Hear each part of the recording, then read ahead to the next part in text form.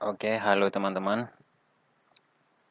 Kali ini kita akan lanjutkan kuliah biofarmasi dengan topik farmakogenetik dan farmakogenomics. Minggu lalu, kalian sudah belajar tentang farmakokinetik dan farmakodinamik. Untuk pertemuan ini, kita akan membahas tentang farmakogenetik dan farmakogenomik.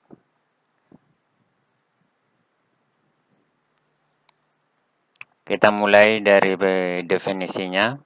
Farmakogenetik itu berasal dari kata farmakologi dan genetics, di mana farmakologi itu adalah ilmu yang mempelajari tentang obat-obatan dan genetics adalah ilmu yang mempelajari tentang pewarisan sifat. Kemudian, setelah ada istilah farmakogenetik, muncul istilah farmakogenomics. Farmakogenomics berasal dari kata farmakologi dan genomics. Di sini ada perbedaan sedikit antara genetics dan genomics, di mana genomics ini berasal dari genetik. Jadi kalau genetik itu membahas secara spesifik tentang gen. Sementara untuk genomics ini membahas keseluruhan gen atau DNA yang terdapat di dalam satu individu. Jadi bisa disimpulkan bahwa farmakogenomics ini lebih luas dari farmakogenetik. Kemudian farmakogenetik merupakan suatu ilmu yang mempelajari tentang pengaruh faktor genetik terhadap respon suatu obat, di mana bahwa setiap sel kita itu, metabolisme sel itu diatur oleh DNA di dalam inti sel tersebut. Jadi secara keseluruhan, metabolisme di dalam tubuh kita ini dikendalikan oleh DNA atau kode genetik yang terdapat di dalam sel kita. Kemudian, secara antropologis manusia digolongkan dalam berbagai suku dan ras. Jadi, di dalam kehidupan kita sehari-hari, dalam kehidupan kita bisa kita melihat perbedaan kita antara suku salah satu suku dan ras. Misalnya antara suku Batak dengan Jawa dengan Manado, kita bisa membedakannya mulai dari warna kulit, kemudian jenis rambut, itu bisa kita bedakan. Tetapi itu hanya secara fenotip. Secara genetik, kita akan melihat perbedaan yang lebih detail. Kalau secara fenotip masih susah untuk kita bedakan secara detail. Kemudian, dalam pendekatan secara genomik, perbedaan-perbedaan morfologis tersebut ternyata disebabkan oleh adanya beberapa gen. Jadi, walaupun kita satu spesies dan kemiripan kita sangat tinggi secara fenotip, tetapi apabila kita lihat secara molekuler itu akan terlihat bahwa susunan DNA kita pada gen atau pada kromosom itu terdapat perbedaan. Kemudian mengidentifikasi target kerja obat secara molekuler. Jadi di mana setiap individu itu berbeda walaupun masih satu spesies. Jadi itu akan memberikan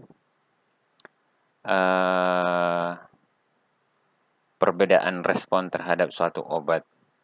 Jadi makanya ada istilah farmakogenetik dan farmakogenomics. Kemudian di sini kita lihat bahwa ternyata kita setiap orang atau setiap individu itu berbeda. Jadi tidak ada satupun di antara kita yang memiliki susunan DNA yang sama. Jadi semuanya berbeda. Di sini bisa kita lihat jumlah kromosom manusia ada 23 pasang atau 46. Kemudian jumlah gen di dalam tubuh kita itu sekitar 25.000 yang sudah diketahui. Masih ada beberapa gen yang belum diketahui atau diidentifikasi. Kemudian jumlah nukleotida itu ada sekitar 3 miliar base atau 3 miliar pasang basa. Jadi bisa kalian bayangkan di mana kita hanya mempunyai 4 jenis nukleotida, yaitu adenin, guanin, timin, ATGC. Jadi dari 4 jenis ini kita disusun bisa membentuk untaian DNA yang berbeda-beda. Walaupun setiap spesies itu mempunyai kemiripan yang sangat tinggi, tetapi tidak ada dua individu yang memiliki susunan DNA 100% sama. Jadi pasti terdapat perbedaan atau variasi. Kemudian jumlah sel kita itu sekitar 30 sampai 40 triliun. Kemudian yang menjadi variasi DNA kita itu biasanya disebut SNP atau Single Nucleotide Polymorphism. Jadi ada sekitar 5 juta nukleotid. Jadi dari 3,2 miliar pasang basa tadi bisa ditemukan sekitar 5 juta SNP atau Single Nucleotide Polymorphism. Jadi misalnya satu gen itu ada beberapa SNP di sana, bisa 1, bisa 2, bisa 3, dan itu yang menjadikan kita bervariasi. Kemudian bisa kalian lihat di sini, tahun 1990 ada jumlah penduduk sekitar 5 miliar, kemudian 2017 menjadi 7 miliar, kemudian diperkirakan pada tahun 2030 akan terdapat jumlah manusia di bumi sekitar 8,6 miliar. Kemudian akan meningkat terus, tahun 2050 diprediksi jumlah jumlah manusia di bumi sekitar 9,8 miliar. Jadi bisa kalian bayangkan dengan jumlah manusia sebanyak ini, tetapi susunan DNA-nya tetap berbeda-beda. Walaupun kita hanya disusun 4 jenis nukleotida basa nitrogen, tetapi kita bisa tetap bervariasi walaupun masih dalam satu spesies. Jadi itu luar biasanya Sang Maha Pencipta untuk menciptakan setiap individu. Jadi di sini satu pun di antara kita tidak ada memiliki DNA yang sama dengan orang lain. Jadi kita tetap mempunyai, makanya dibilang kita jadilah diri sendiri karena kita mempunyai keunikan sendiri-sendiri. Tetapi jangan lupa bahwa kita tetap sama di mata Tuhan. Itu yang paling penting.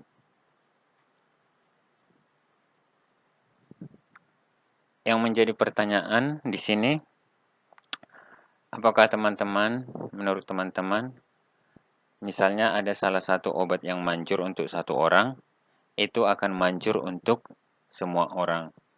Jadi ini pertanyaan yang harus kalian jawab untuk memahami topik kita hari ini, yaitu farmakogenetik.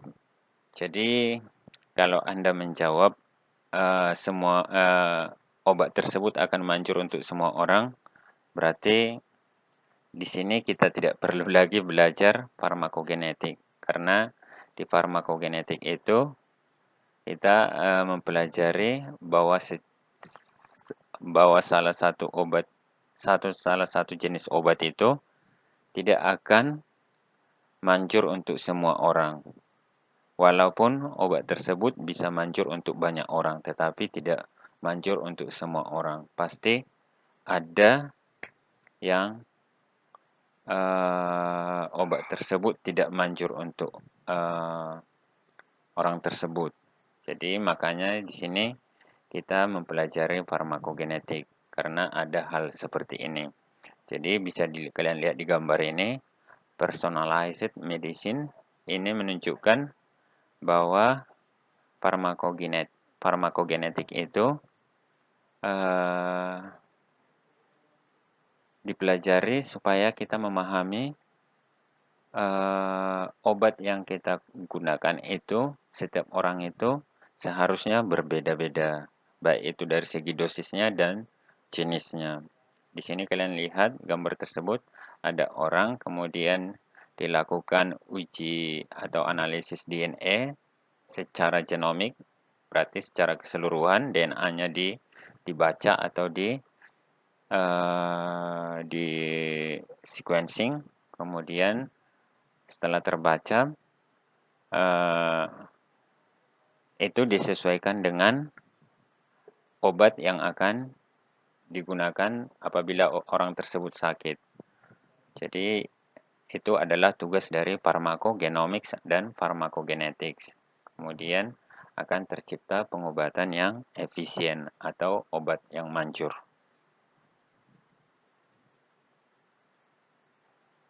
Kita kembali ke belakang, kita mulai dari sejarahnya, bahwa istilah farmakogenetik pertama kali dikenalkan oleh Pythagoras sekitar tahun 510 sebelum Masehi, tetapi penggunaan istilah farmakogenetik di sini belum disebutkan secara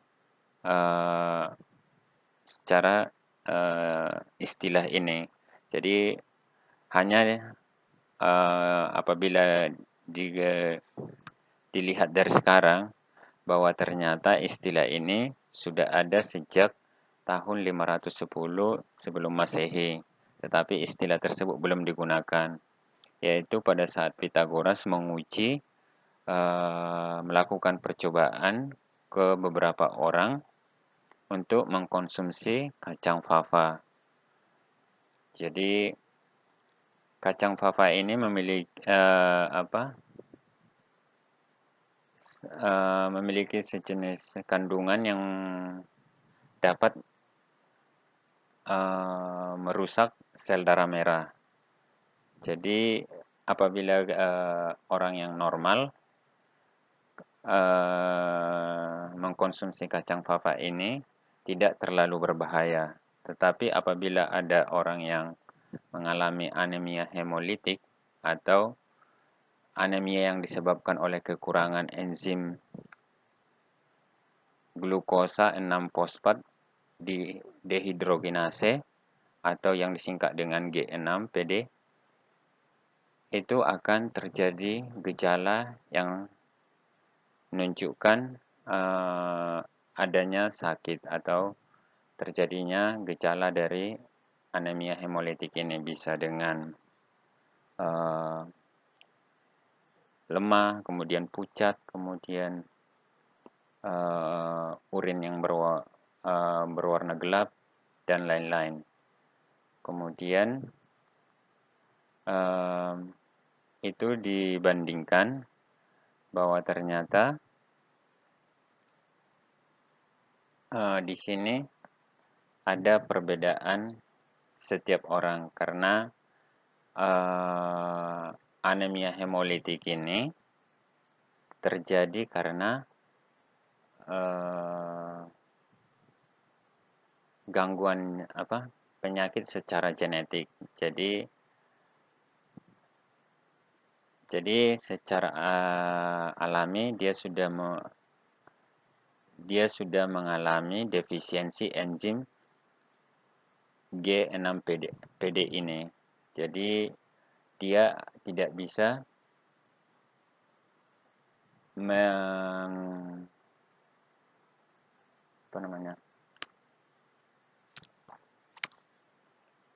meregenerasi sel darah merah dengan cepat karena enzim glukosa 6-fosfat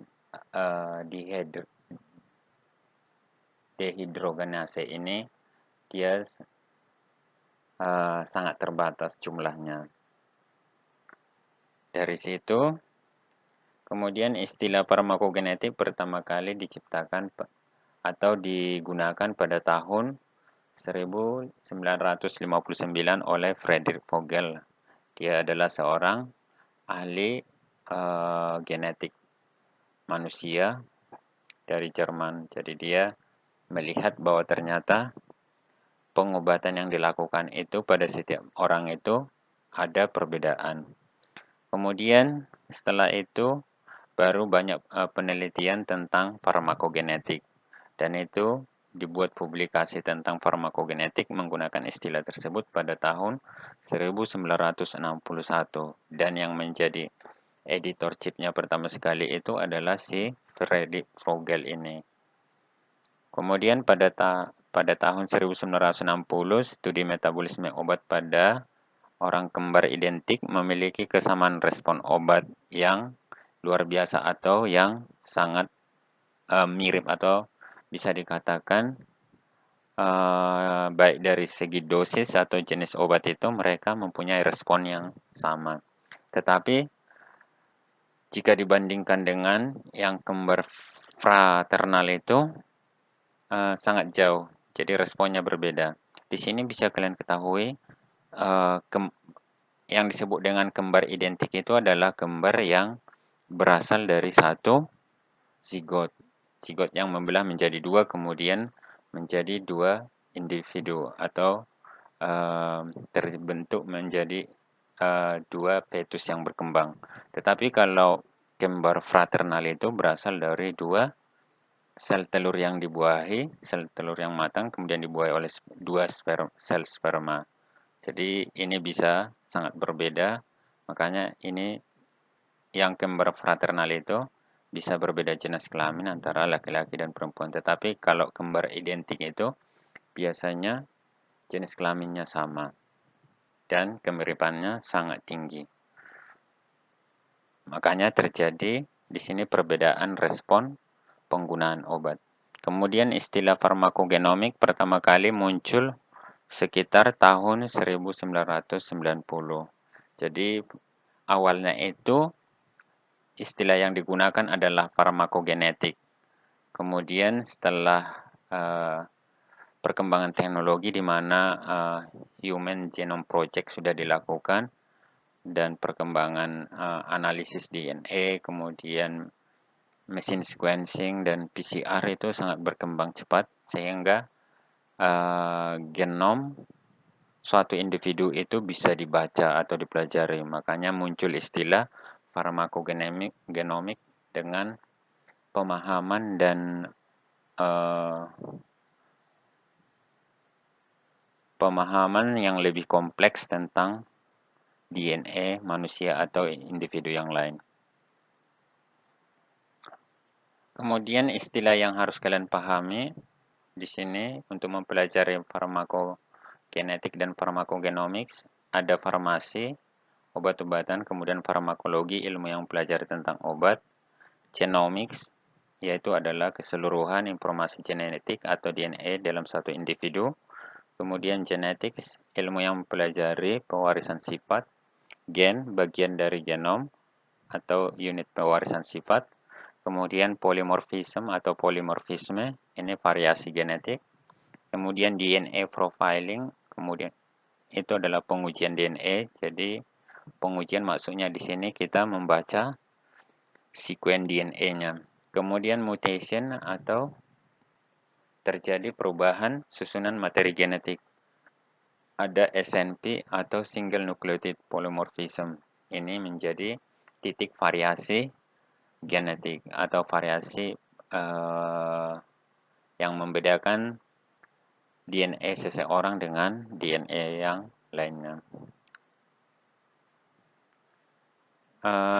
Kemudian dari pemahaman tadi, dari pendahuluan, kemudian sejarahnya, kemudian kita simpulkan di sini, apa sih sebenarnya farmakogenetik itu?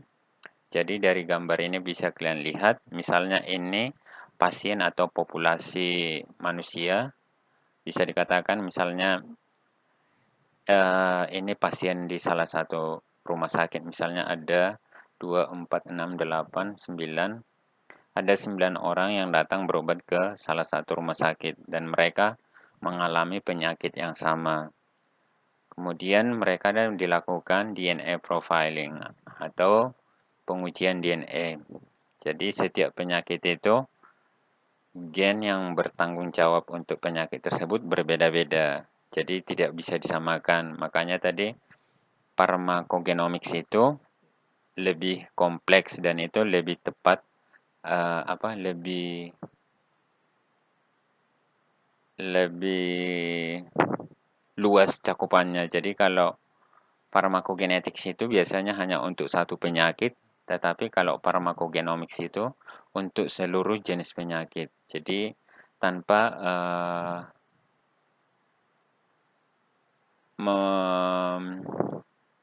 tanpa membagi-bagi jenis-jenis penyakitnya. Kalau sudah secara genom, berarti sudah semuanya diketahui yang berkaitan dengan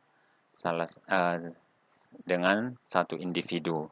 Tetapi apabila disebut dengan pharmacogenetics, itu hanya untuk satu gen atau beberapa gen yang bertanggung jawab terhadap satu penyakit. Jadi bisa kalian bayangkan bahwa pharmacogenetics itu lebih spesifik untuk hal yang lebih kecil. Sementara yang pharmacogenomics itu untuk secara keseluruhan. Jadi mau apapun jenis penyakitnya, apapun yang dialami seseorang itu bisa dipelajari dengan pharmacogenomics. Tetapi kalau pharmacogenetic penyakitnya sudah diketahui, kemudian diidentifikasi gen yang berhubungan dengan itu melalui penelitian, kemudian dipelajari hubungan korelasinya. Kemudian dilakukan di sini DNA profiling atau membaca DNA. Jadi pasien-pasien tersebut diisolasi DNA-nya, kemudian dibaca, kemudian dilihat variasinya. Setelah dilihat, misalnya gen yang bertanggung jawab untuk penyakit mereka itu adalah gen A. Kemudian di gen A tersebut dari 9 orang itu dilihat variasinya. Pasti mereka memiliki variasi. Tetapi kalau tidak memiliki variasi berarti mereka satu kelompok. Tetapi untuk hal ini dalam gambar ini digambarkan bahwa mereka terbentuk menjadi 3 kelompok. Berarti ada 3 kelompok variasi di antara mereka. Yang warna biru ini menunjukkan slow metabolizer. Jadi dia memiliki metabolisme yang lambat. Kemudian yang warna hijau ini dia memiliki metabolisme yang normal. Jadi ini yang normal. Jadi metabolismenya itu di dalam tubuhnya tidak terlalu cepat dan tidak lambat. Kemudian yang warna merah ini adalah quick metabolizer atau metabolisme yang sangat cepat atau tinggi. Jadi dari sini setelah dikelompokkan, maka untuk pengobatan ketiga kelompok tersebut ini akan menggunakan obat yang berbeda-beda supaya responnya itu positif. Jadi kalau digunakan dengan cara pengobatan atau jenis obat yang sama, maka ketiga kelompok ini akan memberikan respon yang berbeda-beda. Jadi mungkin yang normal ini bisa sehat, kemudian yang metabolismenya cepat dan metabolismenya lambat tidak menjadi sehat, tetapi akan menimbulkan efek samping, bisa menjadi tambah parah atau bisa juga penyakitnya berkurang tetapi tidak sembuh secara total. Jadi di gambar yang sebelah kanan bisa kalian lihat the best treatment. Yang ini yang orang pertama pasien A, dia harus menggunakan 2 tablet obat untuk menyembuhkan penyakitnya. Kemudian di sini untuk pasien B, orang kedua, dia hanya menggunakan 1 tablet obat untuk sembuh. Kemudian yang pasien C ini, dia membutuhkan setengah tablet untuk menyembuhkan penyakitnya. Tetapi yang pasien D ini, dia harus menggunakan obat yang berbeda dari 3 pasien sebelumnya. Jadi obat yang digunakan pasien A dan B dan C itu tidak bisa mengobati si pasien D ini. Dalam hal ini, mereka mempunyai penyakit yang sama ya, bukan penyakit yang berbeda. Tetapi jumlah obat atau dosisnya itu mereka berbeda-beda. Kecuali yang pasien D ini, dia harus menggunakan jenis obat yang berbeda. Maksudnya di sini bukan misalnya merek dari obatnya ya, misalnya untuk sakit kepala ada Bodrex, ada Paramix, ada paracetamol, bukan seperti itu. Jadi kandungan senyawa aktifnya yang berbeda-beda. Jadi mungkin untuk si pasien D ini walaupun penyakitnya sama dengan A, B, dan C, tetapi senyawa atau jenis yang memberikan efek farmakologis di dalam obatnya itu berbeda. Jadi dia tidak bisa menggunakan obat yang sama. Hal ini terjadi karena itu tadi, bahwa ada variasi DNA atau polimorfisme. Jadi itu kata kunci untuk mempelajari farmakogenetics dan farmakogenomics, di mana farmakogenomics akan lebih luas lagi dan lebih dalam. Kemudian gambar ini juga bisa memberikan kita pemahaman bahwa di sini kita terjadi salah satu penyakit itu bisa disebabkan banyak gen. Jadi faktor ada juga penyakitnya itu secara keturunan, diturunkan oleh ayah dan ibu atas salah satu, kemudian ada variasi gen, kemudian ada lingkungan. Di patologi kita sudah belajar epigenetik, bahwa ternyata walaupun kita memiliki DNA yang normal, tetapi bisa terekspresi menjadi tidak normal karena ada faktor lingkungan. Lingkungan bisa dari tempat tinggal, makanan, gaya hidup, itu semua mempengaruhi ekspresi gen di dalam tubuh kita. Jadi kita harus menjaga gaya hidup sehat supaya kita tetap dalam keadaan sehat. Kemudian di sini bisa kalian lihat bahwa dia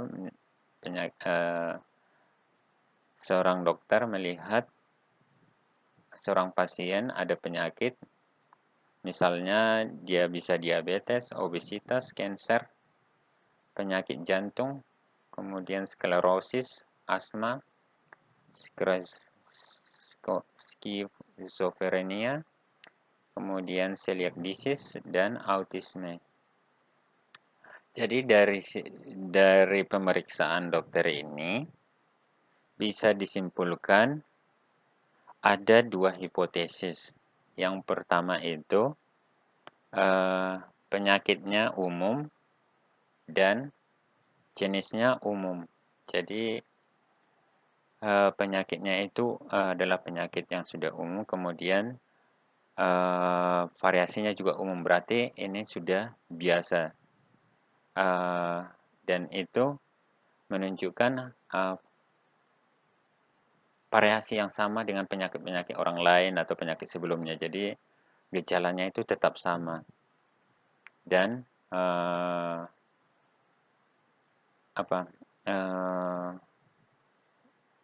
jenisnya sama, kemudian gejalanya sama, makanya disebut dengan common variant. Kemudian hipotesis yang kedua, dia-nya itu penyakitnya umum, tetapi jenisnya banyak. Mungkin gejalanya itu berbeda-beda setiap orang. Jadi dalam hal ini kita untuk memahami farmakogenetik itu, dari dua hipotesis ini bisa kita simpulkan bahwa untuk mempelajari penyakit di farmakogenetik ini, bahwa hipotesis yang kedua ini adalah yang akan kita hadapi. Jadi setelah kita memahami ternyata memiliki variasi DNA, farmasi genetik itu akan memberikan variasi yang berbeda-beda untuk setiap orang dalam mengalami penyakit.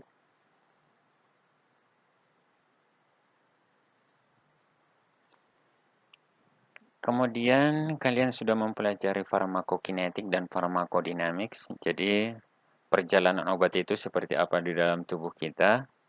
Eh, Misalnya di sini ada eh, obat secara ekstravaskular, berarti ini secara oral kita masukkan melalui mulut. Kemudian ada juga yang intravaskular melalui injeksi. Jadi pertama sekali itu ada absorpsi. Ini di sistem digesti.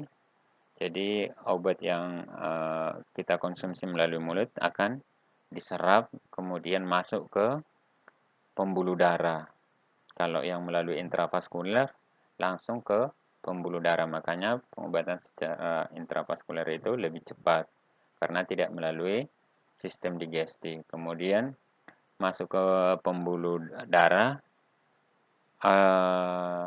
terjadi distribusi, didistribusikan ke seluruh jaringan di dalam tubuh. Kemudian untuk metabolisme obat itu terjadi secara utama di hati, karena hati merupakan penghasil enzim metabolisme paling banyak. Jadi hati berperan paling banyak dalam metabolisme, baik metabolisme obat, metabolisme makanan, dan metabolisme senyawa-senyawa yang berbahaya bagi tubuh. Misalnya untuk zat asing yang masuk ke dalam tubuh kita. Nanti makanya di farmakogenetik ini kita akan belajar tentang sitokrom T450, yaitu enzim penghasil metabolisme obat, dan itu nanti yang banyak kita pelajari di sini. Itu nanti akan kita lihat di pertemuan kita selanjutnya. Kemudian metabolisme obat itu kan ada dua fase. Pertama ada oksidasi, reduksi, dan hidrolisis. Jadi setelah itu dihasilkan bahan primer, yaitu untuk senyawa yang akan memberikan efek farmakologis. Setelah itu masuk ke fase kedua atau fase konjugasi, yaitu menghasilkan produk sekunder untuk diekskresi. Jadi sisa metabolisme itu harus dikeluarkan supaya tidak menjadi toksik di dalam tubuh. Jadi reaksi obat itu ada dua, desirable drug interaction, yaitu adalah bahwa obat yang kita gunakan, yang kita konsumsi atau yang diinjeksi itu memberikan efek positif ke dalam tubuh kita. Kemudian ada yang kedua, adverse drug interaction, yaitu bahwa obat yang kita gunakan itu memberikan efek negatif atau efek yang merugikan. Jadi ini sangat berbahaya bagi tubuh kita karena itu akan bisa menjadi toksik di dalam tubuh kita yang dapat merusak organ-organ di dalam tubuh kita.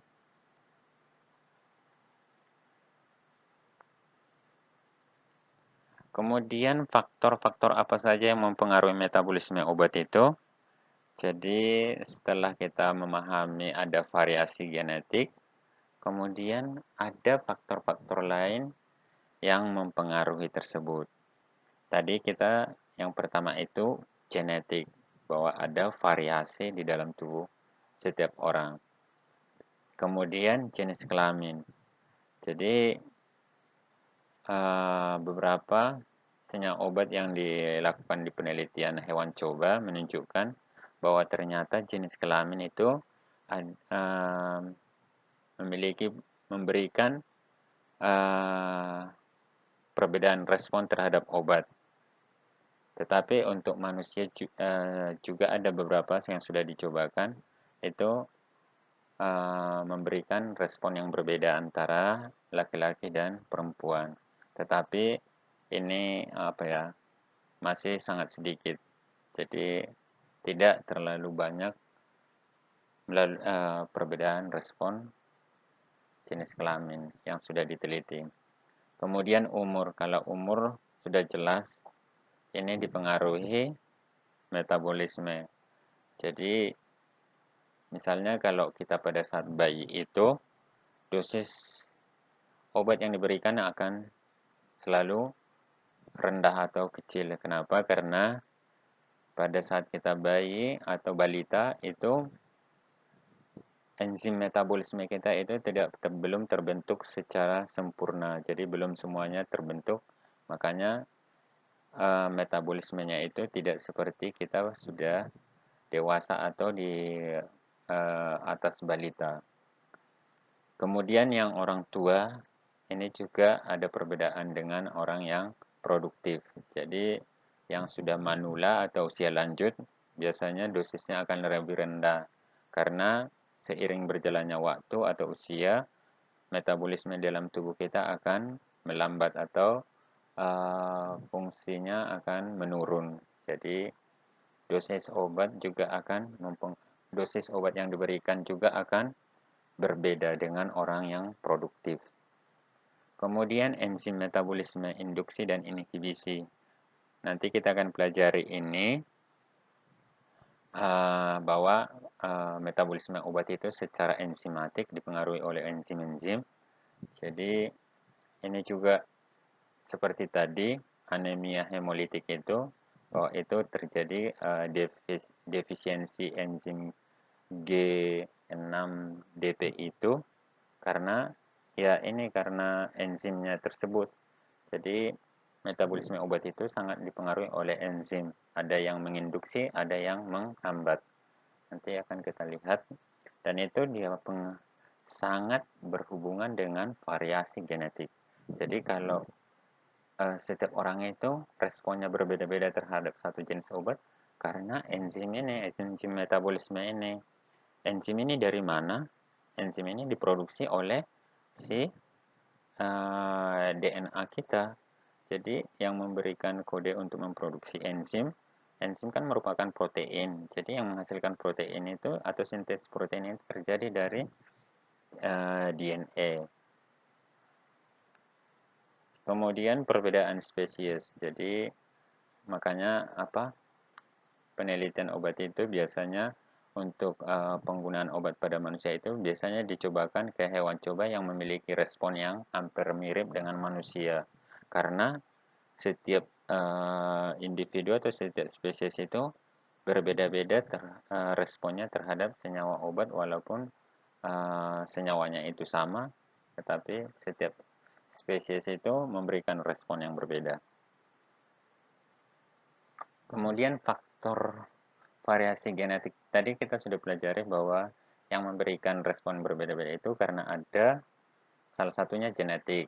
Kenapa bisa genetik? Karena ada variasi genetik. Jadi variasi genetik ini akan mengakibatkan perbedaan enzim karena metabolisme obat itu secara enzimatik. Kemudian reseptor, perbedaan reseptor. Jadi reseptor ini adalah alat komunikasi dari sel untuk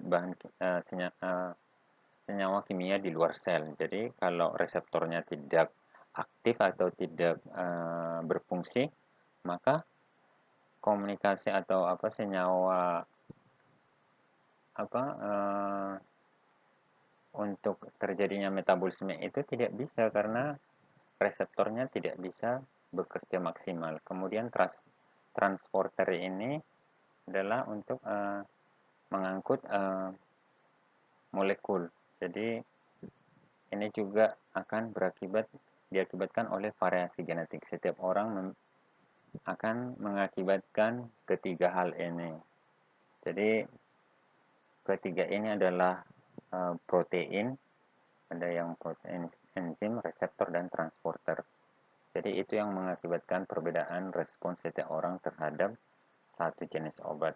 Di sini bisa kita lihat bahwa genetik polymorphism itu akan mengakibatkan perbedaan di dalam hal farmakodinamik dan farmakokinetik. Jadi farmakodinamik itu ada tadi absorpsi, distribusi, metabolisme, dan ekskresi. Itu dipengaruhi oleh variasi genetik.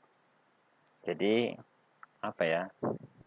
sangat rumit. Jadi kalau belajar tentang farmakogenetik dan farmakogenomik ini, ya kita harus belajar satu-satu orang.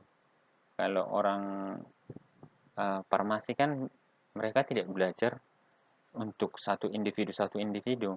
Mereka belajar untuk misalnya menciptakan satu obat itu ya untuk satu populasi, misalnya manusia untuk obat manusia ya untuk manusia, tidak perlu untuk setiap individu. Tetapi kalau di farmakogenetik dan farmakogenomics kita harus belajar untuk setiap individu. Jadi sangat rumit ya. Tetapi untuk kemajuan teknologi ini salah satu hal, bukan hal yang tidak mungkin, ini sangat mungkin untuk kemajuan teknologi sekarang.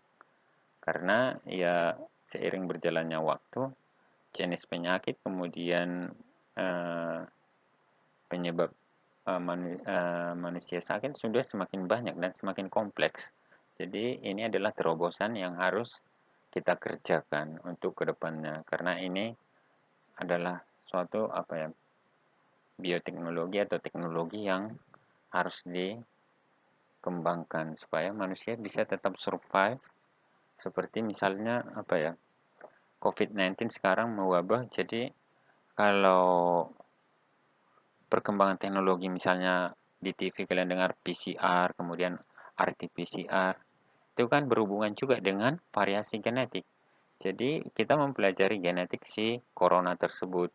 Jadi dari situ akan ketahuan reseptor proteinnya apa yang bisa mengakibatkan dia bisa bereplikasi masuk ke dalam sel kita itu. Kita mempelajari si corona ini reseptornya apa sehingga dia bisa masuk ke dalam sel kita. Jadi seperti itu. Kemudian di farmakokinetik ada reseptor, ada ion channel, ada enzim, dan ada imun sistem. Kemudian kita lihat di sini terbentuk 3 kelompok dari genetik polimorfisme ini. Bisa kita kelompokkan menjadi 3 kelompok. Yang pertama, no atau little drug response. Jadi obat itu tidak berpengaruh atau hanya sangat kecil sekali. Ini karena kenapa bisa terjadi? Karena too quick drug metabolisme. Jadi metabolismenya sangat cepat. Jadi kalau sangat cepat metabolismenya itu, senyawa primer yang dihasilkan itu tadi belum sempat diserap sudah diekskresi. Jadi belum memberikan efek farmakologis terhadap tubuhnya, sudah diekskresi. Jadi untuk mengatasi secara dasarnya itu ya berarti kita harus meningkatkan dosisnya di sini. Berarti dia membutuhkan dosis yang lebih tinggi. No drug response at initial doses. Jadi dia tidak memberikan respon positif terhadap obat dengan dosis standar. Jadi dia membutuhkan dosis yang lebih tinggi.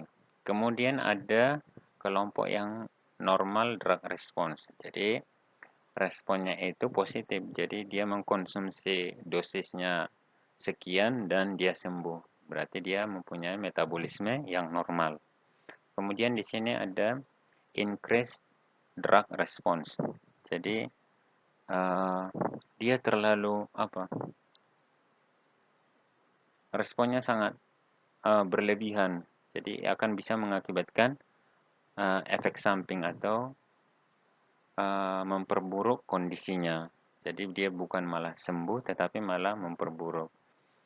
Ini terjadi karena apa? Karena dia mempunyai metabolisme yang sangat lambat. Too slow drug response metabolism. Kemudian excessively high drug level at usual doses. Jadi dosis standar tersebut tadi itu sudah sangat berlebihan atau terlalu banyak untuk kelompok orang yang metabolismenya lambat. Jadi ini sangat berbahaya, higher risk of ADRs. Jadi ini maksudnya akan memberikan efek samping atau efek negatif pada orang tersebut.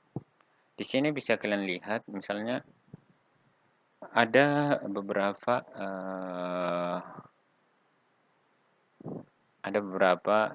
yang bisa kita lihat, misalnya kalau orang yang metabolismenya itu lambat seperti apa.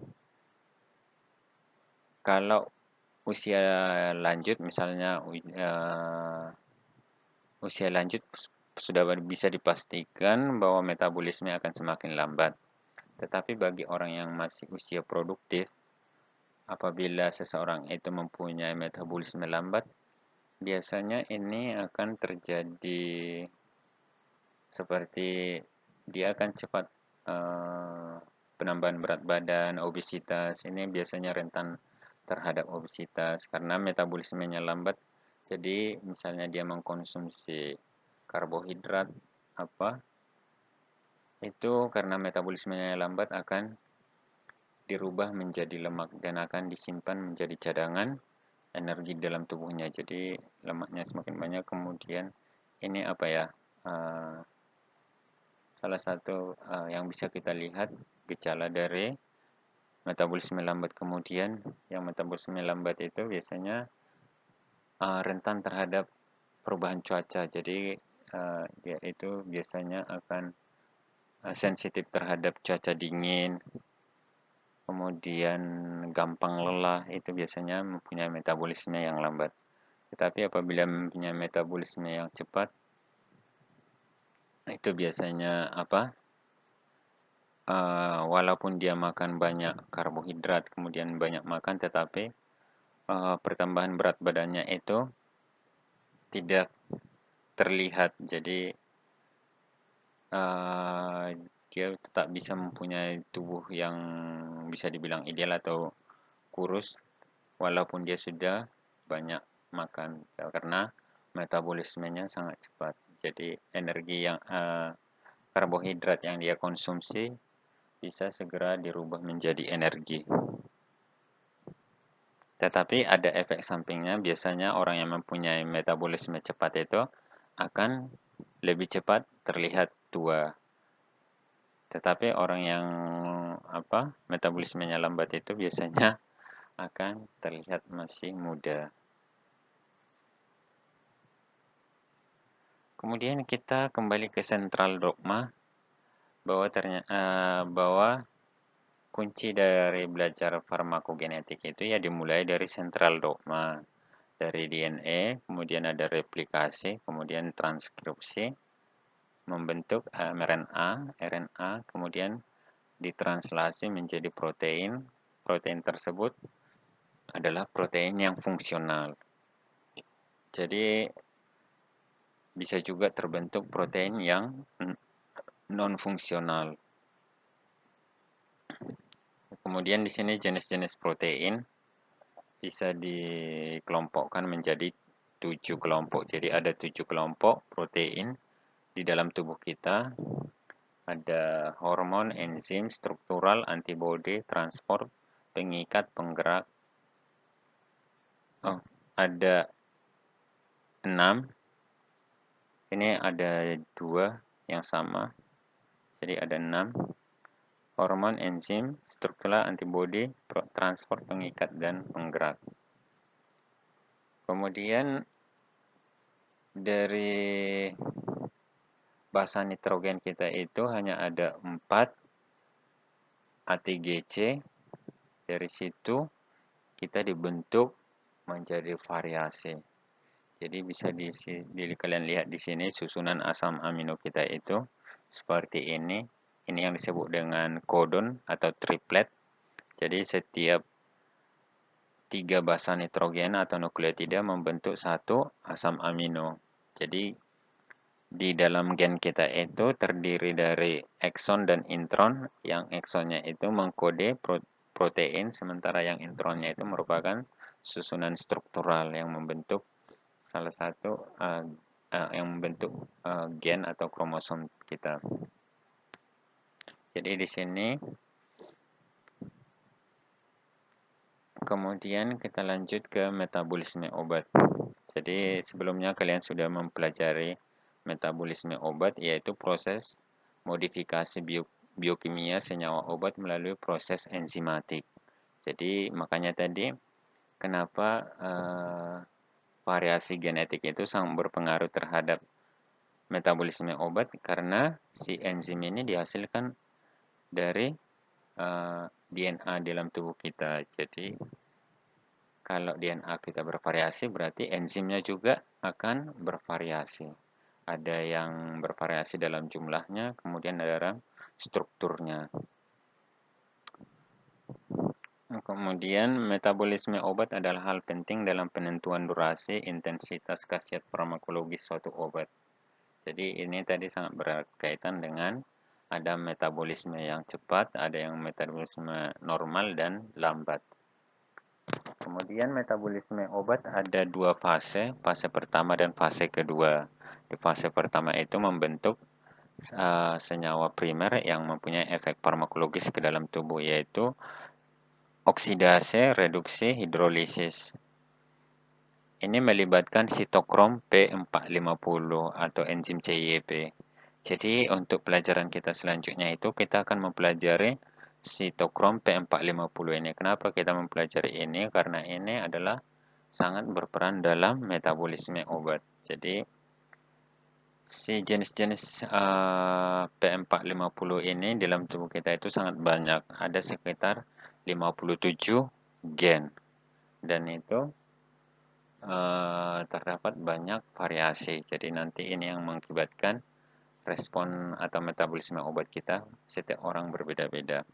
Kemudian fase kedua yaitu konjugasi atau reaksi detoksifikasi untuk mengeluarkan sisa metabolisme obat tersebut.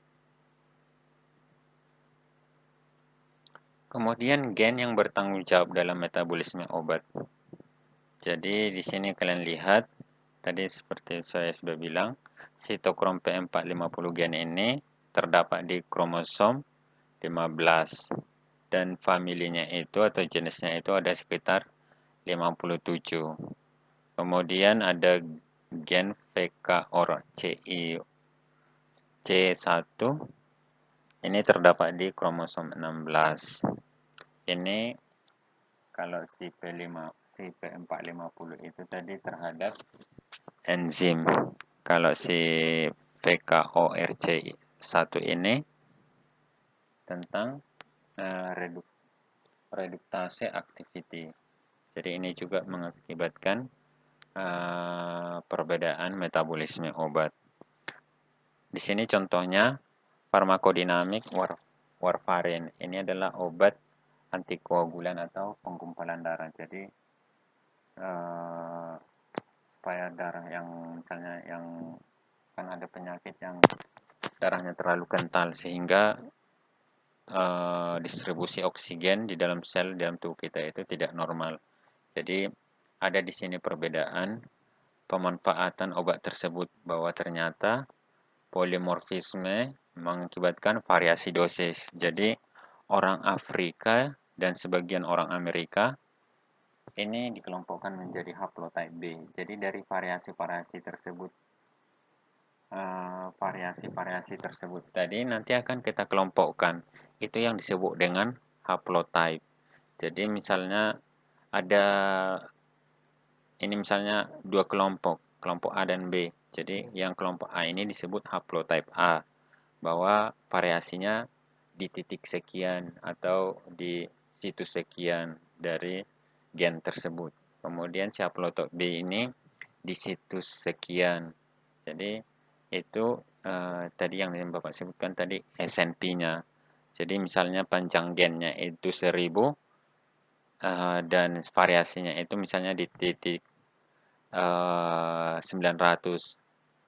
Misalnya yang normal itu A, yang tidak normal T. Jadi itu nanti disebut menjadi haplotype A, haplotype B. Bahwa ternyata penggunaan obat warfarin ini terjadi perbedaan. Kalau yang haplotype B, yaitu tadi orang Afrika dan orang Amerika sebagian, itu kurang sensitif terhadap obat ini.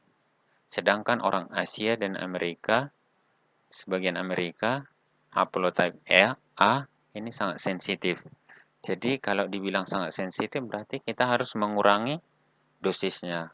Kalau yang kurang sensitif berarti kita harus menambah dosisnya.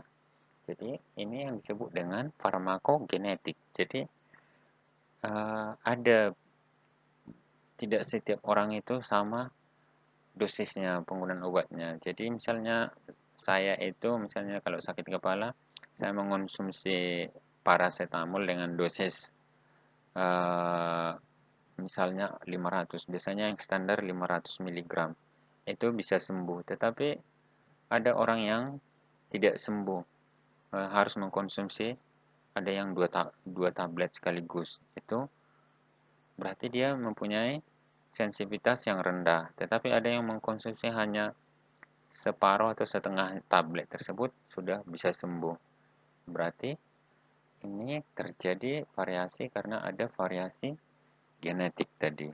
Kemudian TPMT gen atau teoporin metiltransferase ini terdapat pada kromosom 6. Ini mengkatalisasi S-metilase tiopurin, erat kaitannya dengan terjadinya reaksi obat yang tidak diinginkan atau adverse drug reaction ADR. Jadi ini tadi kalau kita memberikan dosis yang standar atau yang tinggi pada orang yang metabolismenya lambat akan mengakibatkan ADR ini atau adverse drug reaction. Jadi menjadi efek negatif dalam tubuhnya atau menjadi toksik atau racun ke dalam tubuhnya. Jadi ini berbahaya. Ini juga diakibatkan oleh variasi pada gen TPMT gen ini. Jadi untuk pertemuan selanjutnya ini akan kita bahas sitokrom P450, kemudian VKORC1 dan TPMT ini.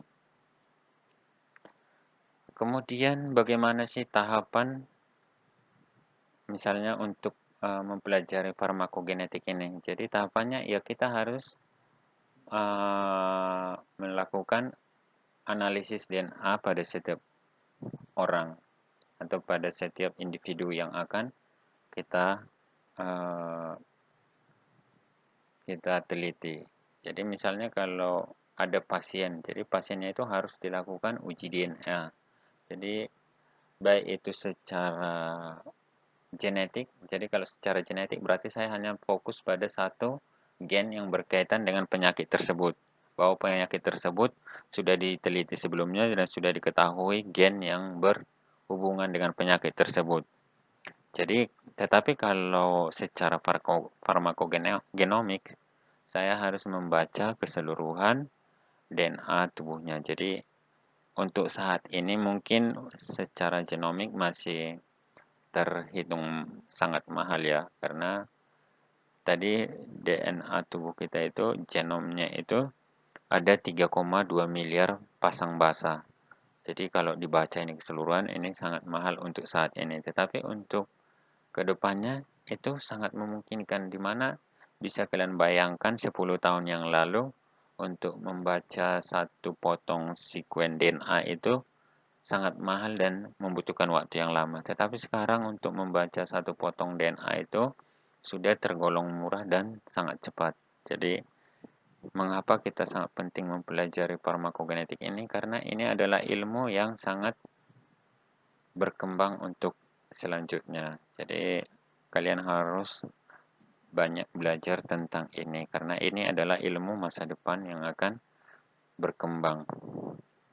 Kemudian setelah diketahui ada polimorfisme atau variasi, kemudian dilihat ke sitokrom P450-nya itu. Jadi biasanya pertama sekali itu akan dikaitkan ke sitokrom P450 ini karena ini tadi yang sangat berperan dalam metabolisme obat yang menghasilkan enzim metabolisme.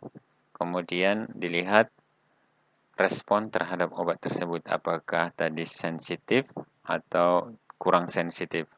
Kemudian dari situ diketahui treatment atau perlakuan yang terbaik. Jadi kalau sudah diketahui variasinya, apakah dia sensitif atau tidak sensitif, apakah dia metabolismenya cepat, normal atau lambat, maka seorang dokter itu akan menentukan treatment terbaik. Jadi akan memberikan obat yang sesuai dengan dosisnya, kemudian senyawa obatnya yang pas. Jadi itu akan memberikan the best treatment atau perlakuan terbaik. Jadi tidak akan lagi terjadi kesalahan atau efek negatif terhadap pengobatan tersebut. Jadi, seperti itu tahapan farmakogenetik.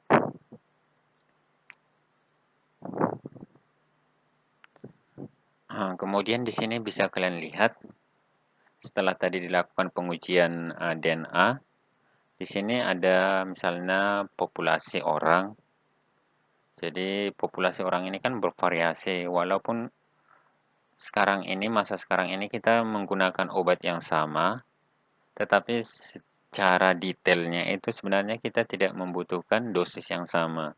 Walaupun kita ada beberapa kelompok yang dosisnya sama, tetapi memberikan respon yang sama. Karena memang variasi genetik kita itu tadi ada haplotype-nya, ada kelompok-kelompoknya. Jadi haplotype A, haplotype B itu akan memberikan respon yang sama.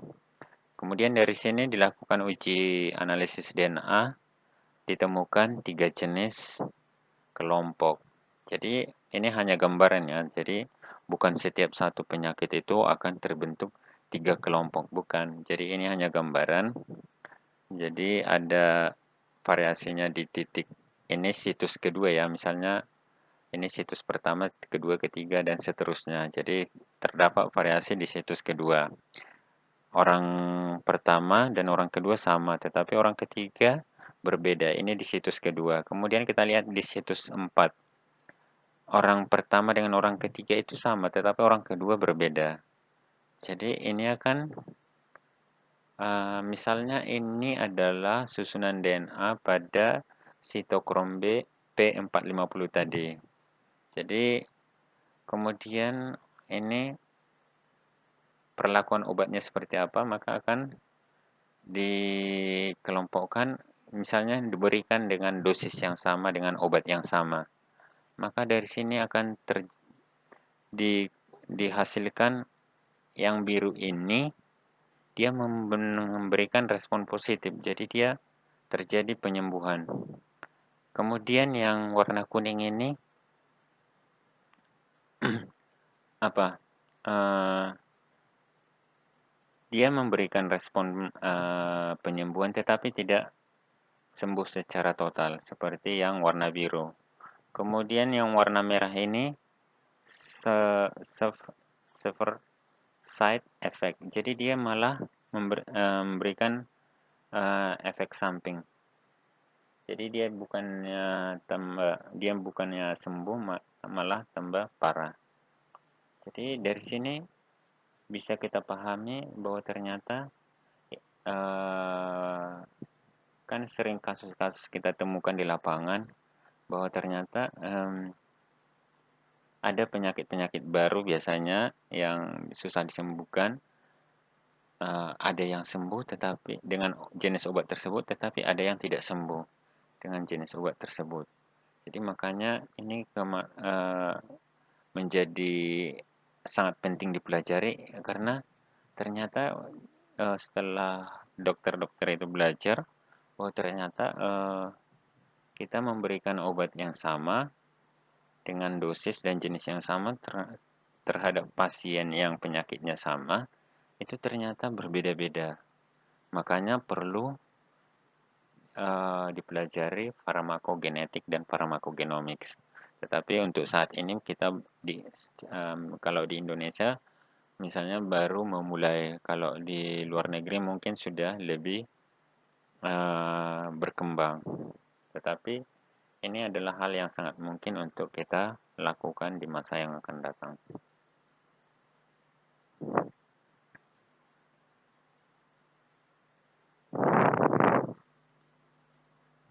Kemudian dari gambar ini bisa kalian lihat, yang pertama itu without personalized medicine. Jadi ini tanpa farmakogenomik atau farmakogenetik. Jadi ini seperti pengobatan sekarang, semua kelompok pasien yang dengan penyakit yang sama diberikan terapi yang sama. Maksudnya di sini terapi yang sama, obatnya sama, dosisnya sama. Jadi dari situ akan terlihat bahwa akan terbentuk 3 kelompok. Jadi ada yang sembuh, benefit, jadi dia mendapatkan hasil dari terapi tersebut. Tapi ada kelompok kedua, no benefit, jadi obat tersebut tidak menyembuhkan penyakitnya.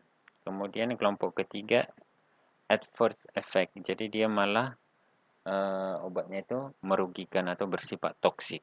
Jadi dia malah berbahaya. Kemudian di gambar kedua, with personalized medicine. Jadi ini yang menggunakan farmakogenetik. Jadi setiap orang itu disesuaikan dengan genetiknya.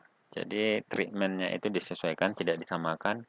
Maka semua kelompok orang yang sakit tersebut dengan variasi genetik yang berbeda-beda, semua benefit. Jadi dia bisa menyembuhkan secara keseluruhan. Jadi tidak ada yang mempunyai efek samping atau yang mempunyai efek negatif terhadap pengobatan tersebut karena dia menggunakan pharmacogenomic testing. Jadi dia menguji DNA dulu, kemudian disesuaikan treatmentnya. Apakah dia itu metabolisme lambat, cepat, atau normal. Jadi dosisnya akan disesuaikan. Ini jenis-jenis mutasi, ini sudah kalian pelajari kemarin di patologi juga ada, di biologi molekuler juga ada, kemudian di genetika pasti ada.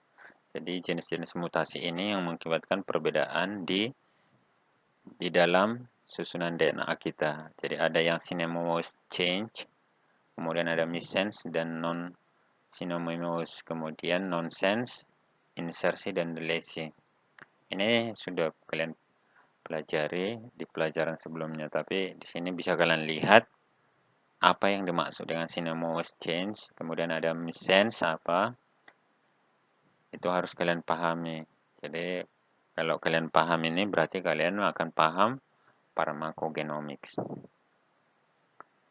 Kemudian ini tadi yang Bapak bilang sitokrom P450 ini bahwa ini adalah enzim metabolisme. Jadi makanya kita akan mempelajari ini selanjutnya bahwa jenisnya sangat banyak, familinya di sini ada 51 dan dia terdiri dari sekitar 57 gen dan sub famili juga masih banyak. Jadi ini yang mengakibatkan variasi-variasi di dalam memberikan respon terhadap satu pengobatan atau obat. Kemudian ini kita pelajari untuk pertemuan selanjutnya. Bapak pikir untuk pertemuan kita hari ini untuk topiknya tadi sampai di situ. Kemudian untuk topik selanjutnya kita akan mempelajari tentang gen-gen yang berpengaruh terhadap metabolisme obat. Ada sitokrom P450 ini. Kemudian hasil penelitian yang sudah ada ini sangat banyak sekali. Bahwa ini bisa kalian lihat misalnya dari SNH313001. Kemudian ID-nya di NCBI ada itu kalau kalian mau mengakses.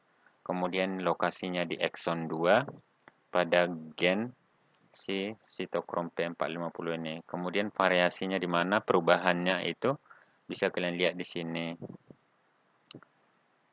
Ini dari A menjadi G. Oh, dari G menjadi A. Jadi itu bisa kalian lihat. Bisa kalian lihat satu persatu ini. Perubahan nukleotidanya.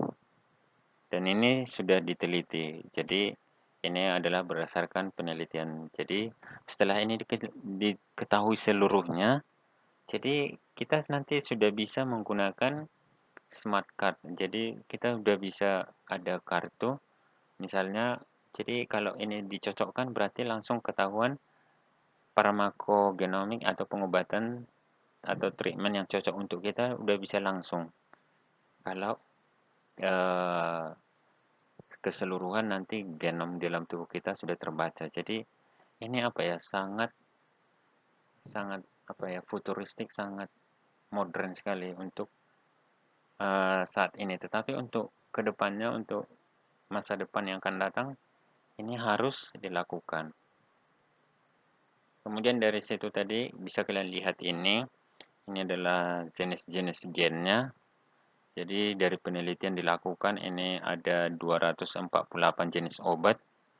dilakukan untuk melihat respon-respon gen ini. Jadi bisa kalian lihat di sini ada yang paling besar itu yang banyak diketahui aktivitasnya itu CYP3 4/5 itu ada sekitar 30,2%.